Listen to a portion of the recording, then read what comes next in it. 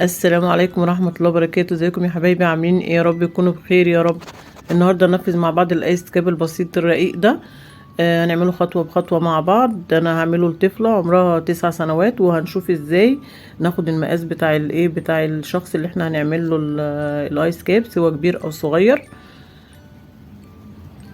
خطوة بخطوة مع بعض، وهنشوف الادوات المستخدمة، وهنشوف هياخد خيط قد ايه، كمية خيط قد ايه مع بعض ان شاء الله.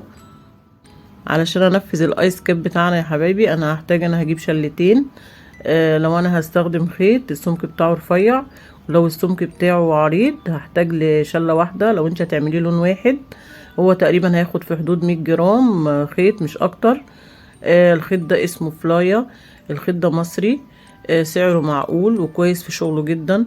السمك بتاعه زي ما انتم شايفين كده، السمك بتاعه رفيع كده. هحتاج للمقص، وهحتاج لإبرة التنظيف، وهحتاج للمزورة، وهحتاج للإبرة. أنا هشتغل بإبرة رقم 7 عشان هشتغل على فتلتين. ونسمي الله كده ونتوكل على الله ونشوف هنعمل ايه. في أول حاجة متعودين كده من قلب الشلة هوسع لها كده اهو واروح سحباها. وزي ما احنا متعودين يا حبايبي ان احنا بناخد الخيط من قلب الشلة عشان ما يتعقدش معانا واحنا شغالين. انا هشتغل على فتلتين يعني بكرتين، هخلي واحدة الناحية دي واحدة الناحية دي، وهسحب الخيط من هنا واسحب الخيط من هنا. هيبقى فتلتين معايا عشان سمك الخيط بتاعي. هعمل ايه؟ اهو همسك الخيط كده اسويه مع بعضه كده بالشكل ده، واروح عامله الايه عقدة البداية الاول اهي بالشكل ده عشان البنات المبتدئة. وبعد كده هرتفع بالسطر. ادي 1، ادي 2، ادي 3، 4، 5، 6، 7، 8. عملت 8 غرز. وهاجي بعد كده هشتغل في كل حلقة من الحلقات اللي انا عملتها دي هشتغل غرزة حشو. هدخل كده تحت الايه تحت الحلقة بتاعتي، اول حلقة كده، وهاجي اروح عاملة غرزة حشو. ادي 1، ادي 2، 3، 4،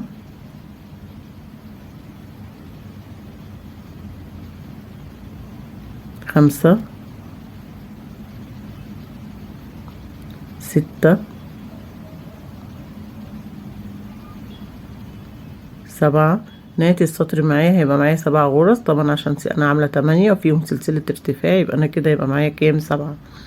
عملت 7 غرز بالشكل ده. هرتفع سلسلة وهشوف ايه هعمل ايه في السطر الجديد بالشكل ده.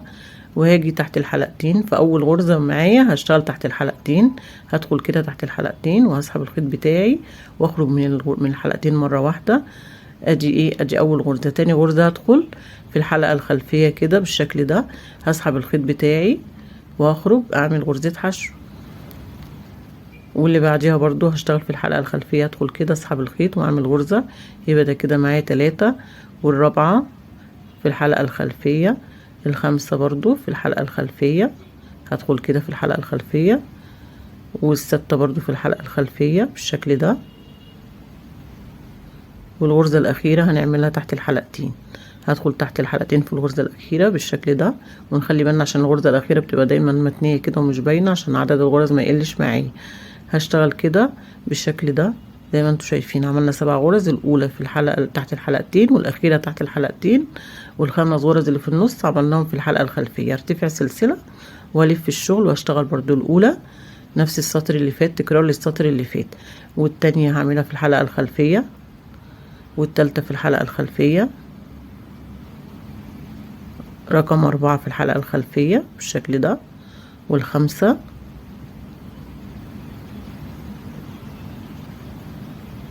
والستة.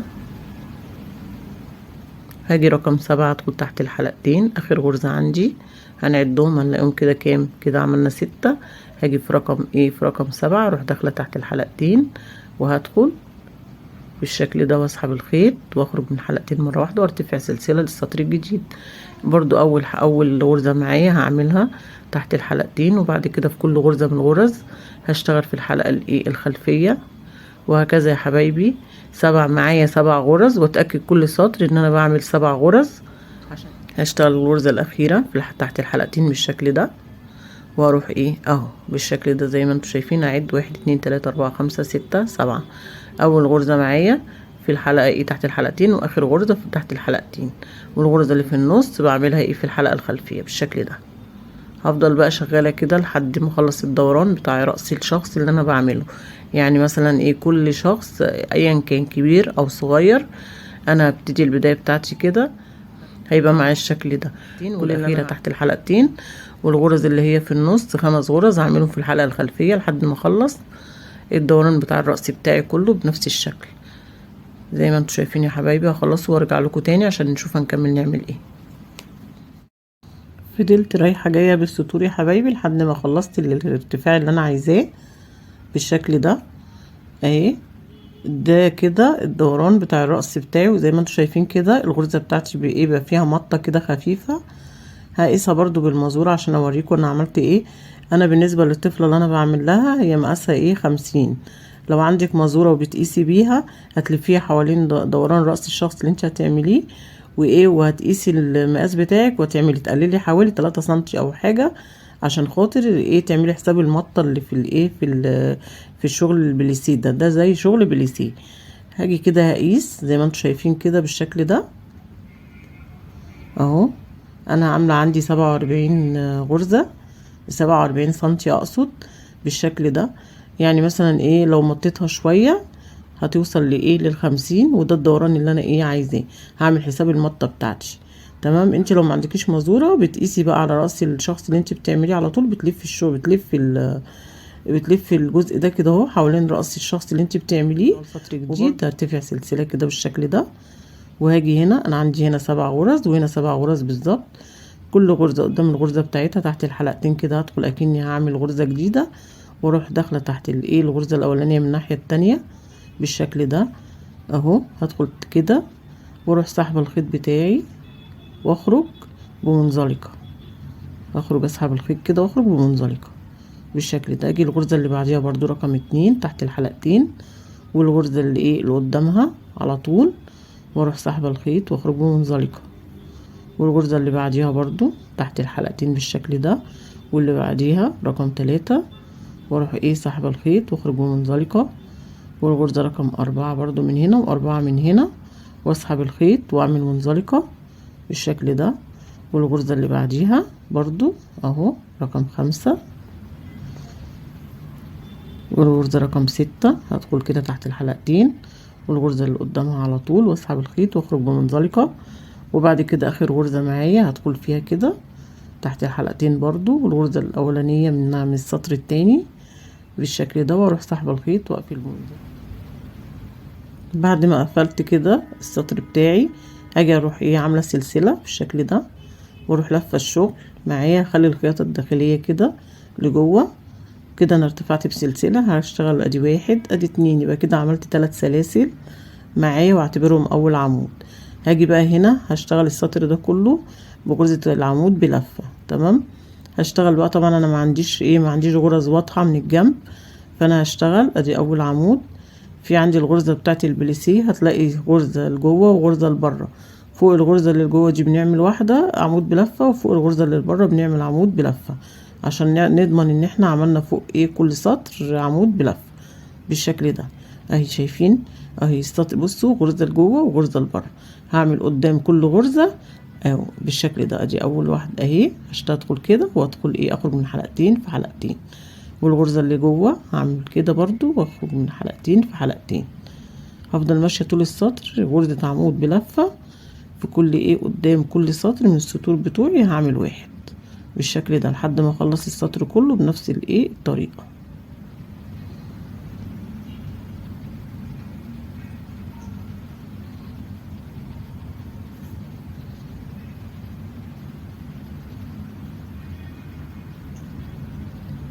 هدخل كده واخرج من حلقتين في حلقتين، هلف الخيط على الابرة وهدخل واخرج من حلقتين في حلقتين اهو. هلف الخيط على الابرة واعمل العمود بلفة. بالنسبة للبنات المبتدئة اللي مش عارفة عمود بلفة بندخل كده وبالشكل ده. هفضل ماشية بقى كده طول السطر لحد ما اخلص وارجع لكم نشوف هنكمل السطر الجديد ازاي.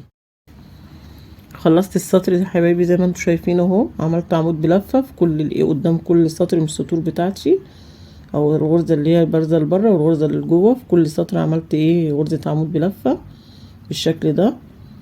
وهقفل بقى بمنزلقة في سلاسل الارتفاع بتاعتي في اول سطر اهو بالشكل ده.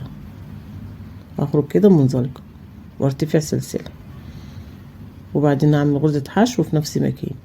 يبقى هبتدي السطر الجديد بغرزة حشو اهو تحت الحلقتين، وبعد كده الغرزة اللي بعديها هعمل عمود بلفتين، الف الخيط مرتين على الابرة كده تاني اهو. هلف الخيط على الابرة مرتين، ادي واحد ادي اتنين، وهدخل في الايه في تحت الحلقتين كده اللي بعديهم على طول، وهخرج ايه من حلقتين في حلقتين في حلقتين. ده اسمه عمود بلفتين بالنسبة للبنات المبتدئة يا حبايبي. هعمل ايه غرزة حشو بعديها في الغرزة اللي بعديها على طول، وهعدل الغرزة بتاعتي كده لبره كده وانا شغالة. هلف الخيط على الابرة واحد ادي اتنين، وهدخل كده واسحب الخيط واخرج من حلقتين في حلقتين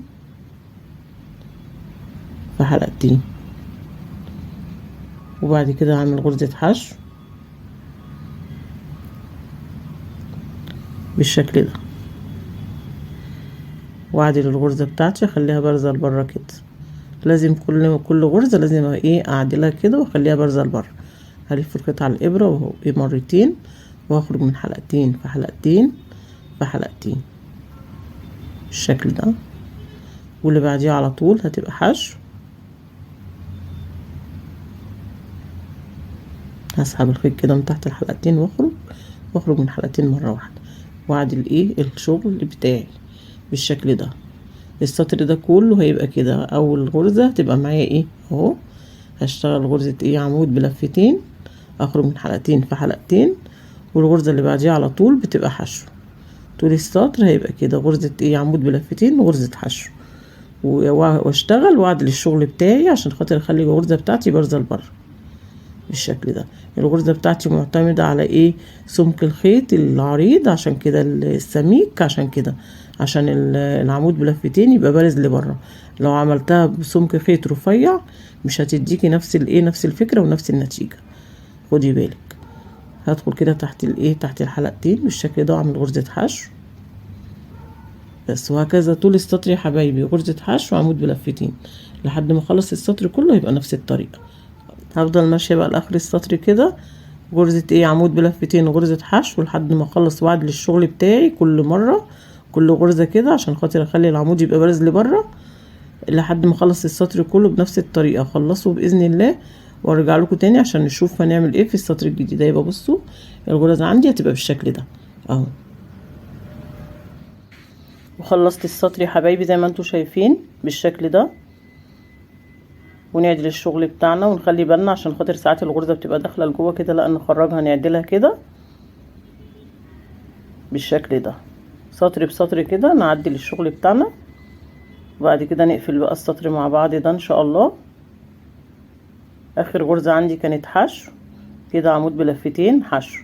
هشتغل بقى الغرزة اللي فاضلة معايا ايه غرزة عمود بلفتين بالشكل ده. اخر غرزة هدخل كده واسحب الخيط واخرج من حلقتين في حلقتين في حلقتين. بعد كده يبقى عندي غرزة الحشو اللي هي غرزة البداية خالص، هدخل فيها كده تحت الحلقتين واروح سحبة الخيط وهقفل بمنزلقة بالشكل ده. بعد كده ارتفاع واحد اتنين، الغرزتين بتوع الارتفاع دول انا هقفل فيهم بس، انا مش ايه مش هحسبهم، ملهمش دعوة بالايه بالشغل خالص. بصوا بقى انا هشتغل ازاي السطر ده. هنعمل ايه، انا عندي هنا في كل ايه بعد الايه سلاسل الارتفاع دي طبعا احنا مش هنحسبها، هاجي تحت سلاسل الارتفاع دي هتبقى غرزة ودي غرزة اهي. اول غرزة هعملها بعد الايه بعد العمود البلفتين. بص انا هشتغل في الغرزة دي عمود بلفتين، وفي الغرزة دي هشتغل فيها حشو.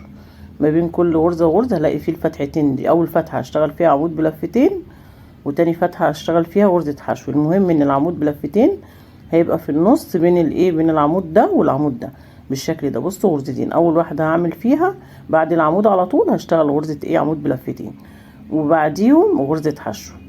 هنطبق الكلام ده عملي بالشكل ده. بصوا انا اخر حاجة عندي اللي هي الغرزتين اللي هما الارتفاع ماليش دعوة بيهم، هدخل في نفس الفتحة بتاعتي اهي اللي هي بعد العمود على طول واشتغل غرزة ايه عمود بلفتين بالشكل ده. يبقى اول ايه اول السطر عندي عمود بلفتين، وبعد كده هشتغل غرزة حشو في الفتحة اللي بعديها بالشكل ده، واعدل الشغل بتاعي. بصوا العمود هيبقى في النص ما بين العمودين اهو. هلف الخيط على الابرة مرتين واشتغل اول واحد اهو، اول بعد العمود على طول اروح شغالة ايه عمود بلفتين بالشكل ده، واخرج من حلقتين في حلقتين، والغرزة اللي بعديها هتبقى حشو اهو. هلف الخيط على الابرة، هيقابلني العمود، هشتغل ايه فوقيه اهو عمود بلفتين اهو بالشكل ده في اول فتحة بعد العمود على طول، واخرج من حلقتين في حلقتين. هاجي الغرزة اللي بعديها حشو، هدخل كده واسحب الخيط واخرج من حلقتين بالشكل ده، واعدل الشغل بتاعي كده. كل سطر لازم اعدله اهو. هلف الخيط على الابرة لفتين، وهدخل في اول فتحة عندي بعد العمود على طول، هشتغل عمود بلفتين واخرج من حلقتين في حلقتين، ادي حلقتين في حلقتين في حلقتين بالشكل ده. اللي بعديه على طول غرزة حشو قبل العمود، غرزة حشو بعد العمود هيبقى ايه غرزة عمود بلفتين. هفضل كده لحد ما اخلص السطر كله بنفس الطريقة. بعد العمود على طول اللي هيقابلني اروح داخلة كده الفتحة اللي بعد العمود، هروح عاملة فيها غرزة عمود بلفتين بالشكل ده، والفتحة اللي قبل العمود هعمل فيها غرزة ايه حشو.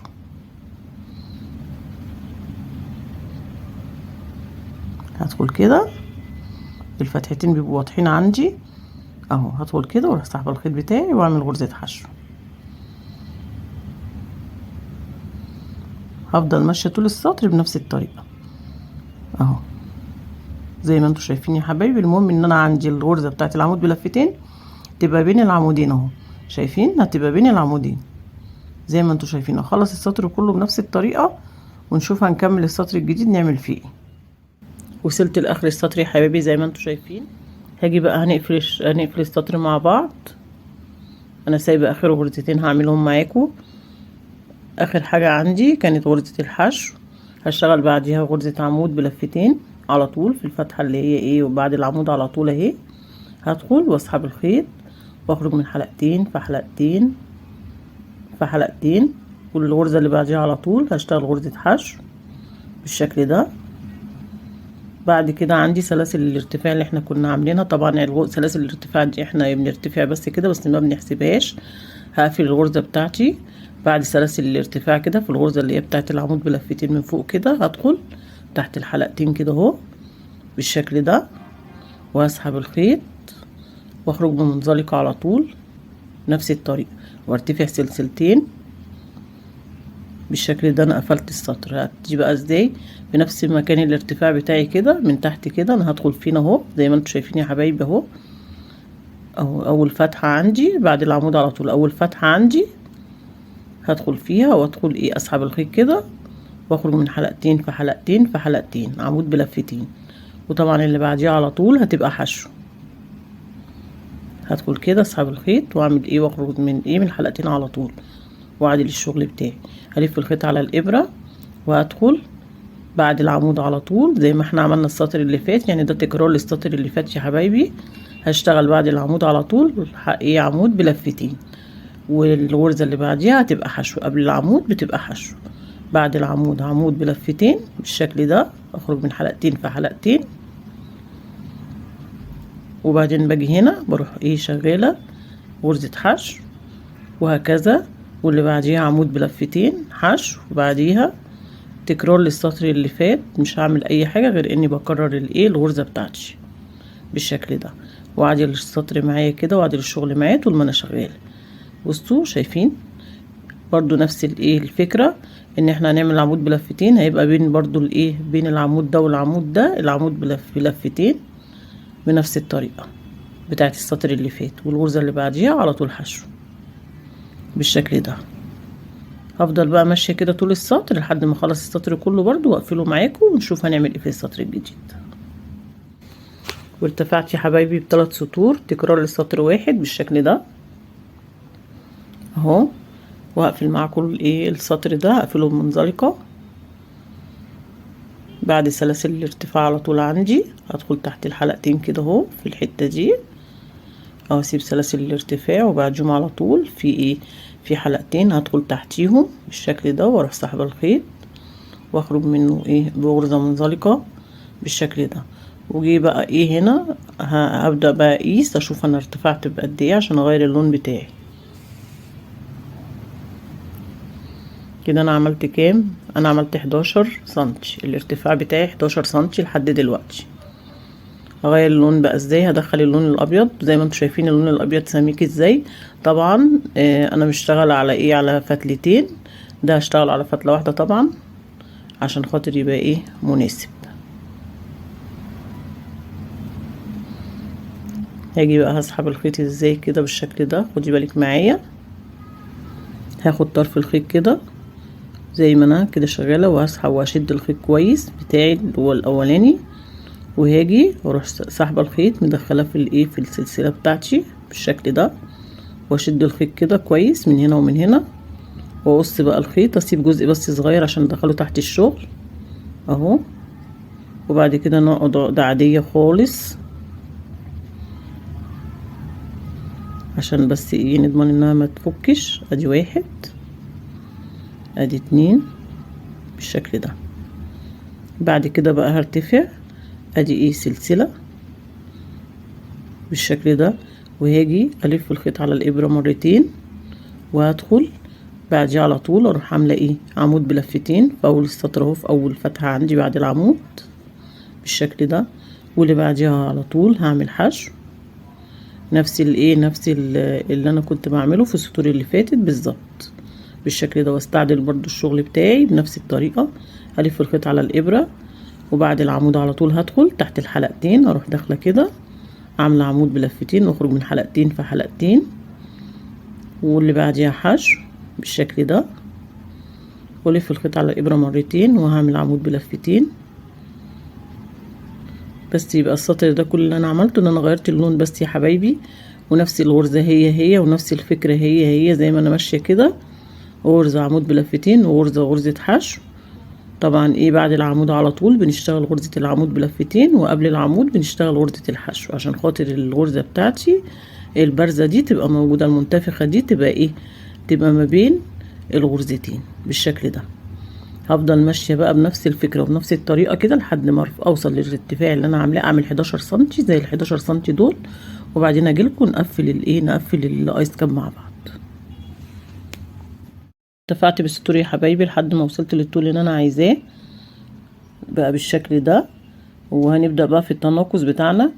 هعمل ايه، هقفل السطر معاكم الاول. قبل ما نقفل السطر هقيس لكم المقاس بتاعي عشان نشوفوا ايه وصلنا لقد ايه. انا كده عندي عامل 20 سنتي الارتفاع بتاعي كده من اول الايس كاب لاخره 20 سنتي. هنبدأ بقى نتناقص في السطور بعد كده. هقفل بس السطر ده معاكم الاول ونشوف انا اتناقص ازاي. هدخل بعد كده اهي اخر غرزة عندي كانت ايه، كانت حشو، ويبقى بعد كده الغرزة اللي بعديها غرزة عمود بلفتين بالشكل ده، وبعدين الغرزة اللي بعديها هتبقى حشو، وبعد كده هقفل بمنزلقة فين، وعد الشغل بتاعي كده هقفل بمنزلقة فين بعد سلاسل الارتفاع على طول. هدخل كده تحت الحلقتين دول وهسحب الخيط واخرج بمنزلقة وارتفع. دي واحد بالشكل ده. هاجي بقى بعد كده هعمل ايه، هشتغل اول غرزة حشو اهو، واللي بعديها غرزة حشو رقم 2 بالشكل ده، وهعلم اول غرزة بالماركر عشان ما اتلخبطش واعرف بداية السطر بتاعي التناقص بتاعي فين.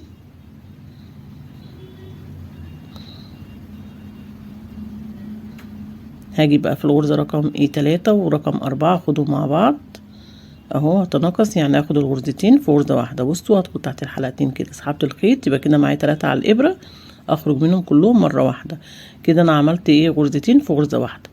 تاني ادي واحد، اول غرزة حشو، تاني غرزة حشو، الغرزة التالتة نتناقص، هناخد نسحب الخيط ومش هنخرج، واللي بعديها نسحب الخيط ومش هنخرج، واخرج منهم التلاتة مرة واحدة بالشكل ده. تاني هدخل كده تحت الحلقتين كده واسحب الخيط واعمل اول غرزة، تاني غرزة، وبعد كده اجي في الغرزة رقم 3 ورقم 4 اسحب الخيط كده واروح خارجة منهم كلهم مرة واحدة، وهكذا. يبقى الغرزة الاولانية والتانية حشو، والتالتة والرابعة باخدهم في غرزة واحدة بتناقص فيهم بالشكل ده. افضل طول السطر بنفس الطريقة كده لحد ما اخلص السطر كله اهو، وارجع لكم لحد اوصل لحد العلامة وارجع لكم تاني عشان نشوف هنعمل ايه في السطر الجديد. خلصت السطر يا حبايبي، وصلت للعلامة بتاعتي اهي.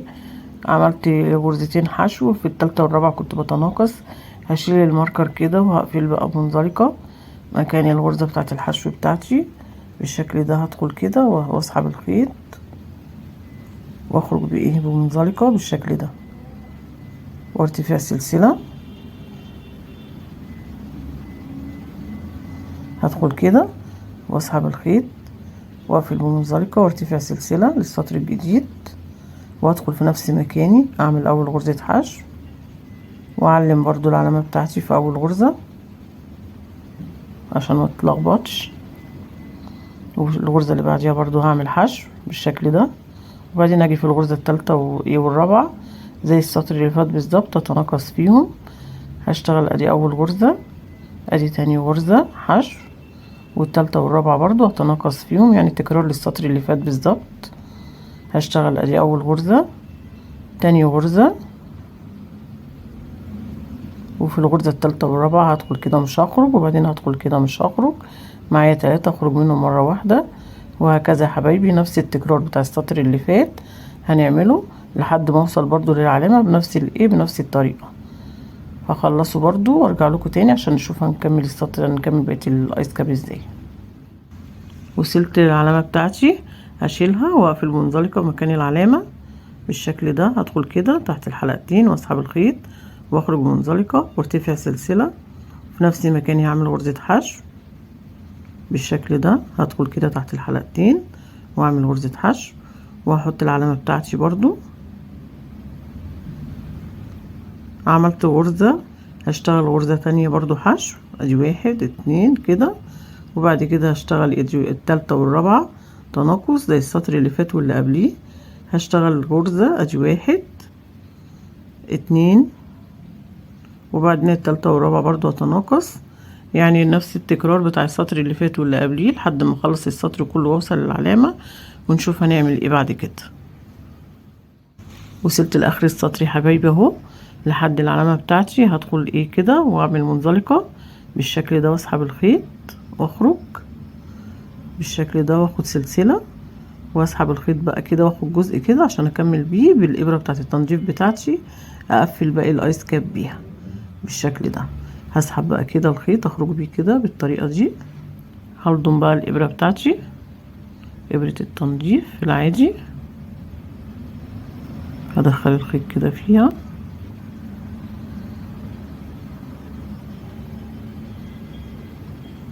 وهخيط ازاي بقى. هاجي كده تحت كل حلقتين، هدخل كده تحت الحلقتين دول كده واعدي على الحلقتين اللي بعديها من تحت كده بالشكل ده. هاخد كل غرزة هدخل تحت من كل غرزة اهو، تحت كل غرزة كده تحت كل حلقتين هدخل واعدي الابرة بتاعتي اللي بعديها بالشكل ده من تحت كده. هسحب الخيط واعدي من تحت لحد ما اوصل لنهاية لنهاية السطر بالشكل ده. هفضل الم كده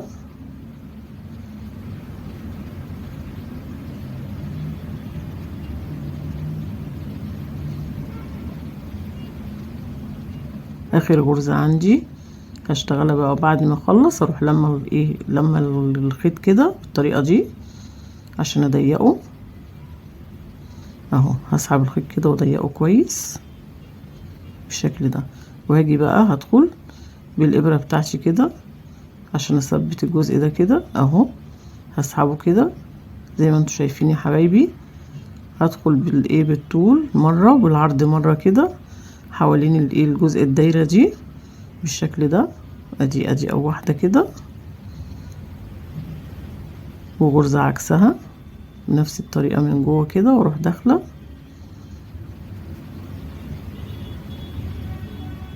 وبعدين هنفذ بقى الخيط بتاعي لجوه عشان اثبته كويس في قلب الشغل.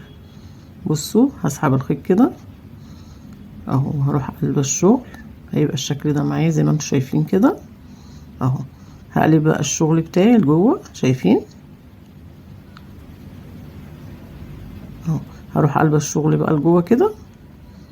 اول حاجه هعمل عقده بس عشان اضمن انها ايه تبقى ثابته معايا وما ايه الفتحه بتاعتي ما توسعش.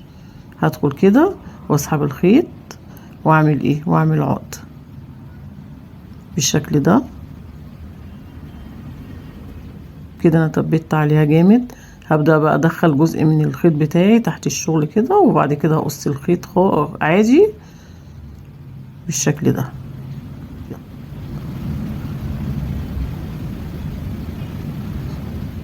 بحب في اخر الخيط اروح عامله عقده كده عشان اضمن انها تبقى ثابته، واروح ايه قصه الخيط بتاعي وخلاص كده.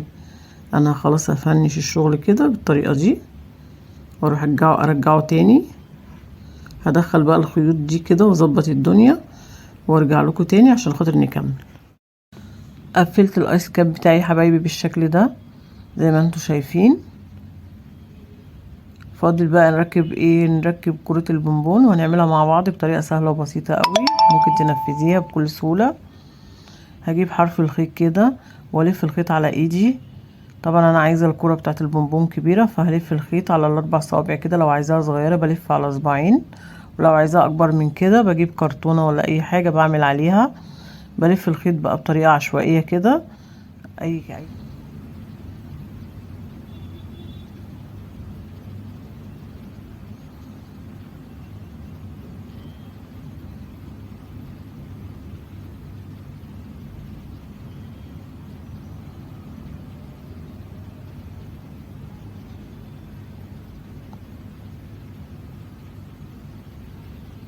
بكتفي بعدد اللفات دي، وبقص الخيط كده بالشكل ده، وباخد الخيط مجوز كده معايا باتنين اتنين اهو بالشكل ده، واروح سحبه الخيط واقصه عشان اثبته في الكوره، اربط بيه الكوره يعني. خلاص كده هعمله مجوز كده وافرده كده بالشكل ده، وهسحب بقى الكوره بالراحه من ايدي. هسحب الجزء اللي انا لفيته ده هسحبه بالراحه كده اهو، واحطه في النص بالظبط بالشكل ده واسطنه، ويضموا على بعض كده. واجيب حرف الخيط ده وحرف الخيط ده كده ادخله في التانية بتاعه الخيط بتاعتي بالشكل ده، واسحب بالشكل ده. هسحبه خالص كده لحد ما اضيق عليه، اضيق الخيط خالص. الاول هظبط الجزء ده واخليه في النص بالظبط بالشكل ده. واجي بقى اخد حرف الخيط من هنا والحرف من هنا اهو، ده اللي انا هثبت بيه، اللي انا هضيق الكرة الجزء ده معايا. كل ما يبقى ضيق كل ما يحافظ على الكرة بتاعتي ما تفكش من بعضها. هلفه كده كذا لفة كده بالشكل ده جامد عشان خاطر اثبته. بعد ما بلفه هروح جايبه الحرف التاني واروح رابطه، امسكه كده واروح رابطه بالشكل ده، هقعده واشد كده جامد.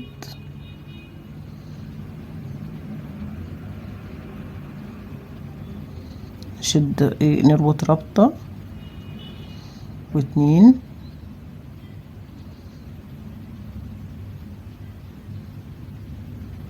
هجيب الحرف ده كده والحرف كده وهربط تاني،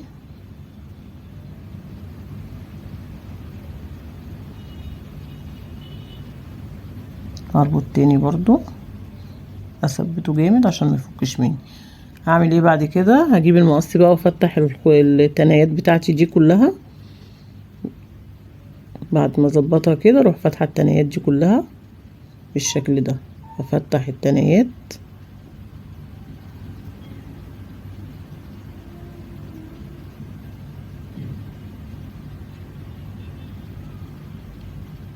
الناحية التانية برضو هعملها بنفس الطريقة اهو. هدخل كده واسحب الخيط كده واروح فاتحة بالشكل ده. افضل افتح كده في الخيط بتاعتي، ما اخليش ولا خيط يكون متني لجوه، افتحه كله. وبعد كده اروح لما الكرة دي في ايديا كده كلها بالشكل ده، امسك الحبل كده اللي انا عاملاه والم الكرة كلها في ايديا كده، اجمعها كده واروح قصة الزيادات بتاعتي دي كلها، اضمها كده اهو بايدي زي ما انتوا شايفين، واروح عامله ايه، اروح جايبه المقص ومسويه الخيوط دي كلها عشان تتظبط معايا. هفضل اسوي فيها بقى لحد ما تتظبط بالشكل ده اهو. كل الخيوط الزيادات عندي هروح شايلاها عشان تتظبط وتبقى ايه، تديني شكل الكوره. شايفين الحروف دي كلها كده هاخدها واقص وافرط، اقص وافرط، طول ما انا بعملها اقص كده واروح مفرطها من بعضها عشان بيطلع لي ايه خيوط تاني بتبقى طويله لحد ما تتظبط وكلها تتساوى مع بعضها بنفس الطريقه. بصوا الم كده اهو واقص الزيادات بالشكل ده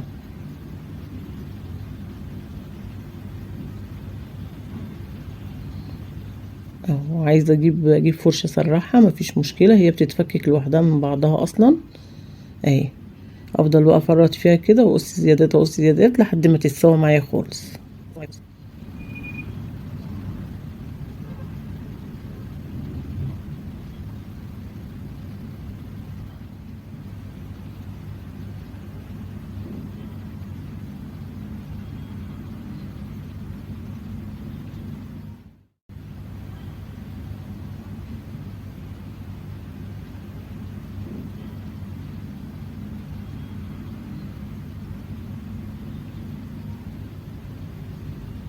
والزيادات بتاعتي كلها شلتها، هجيب بقى ابره صغيره رفيعه وهدخل كده من اي فتحه من فوق كده اي جنب من الجناب بتاعتي اروح داخله.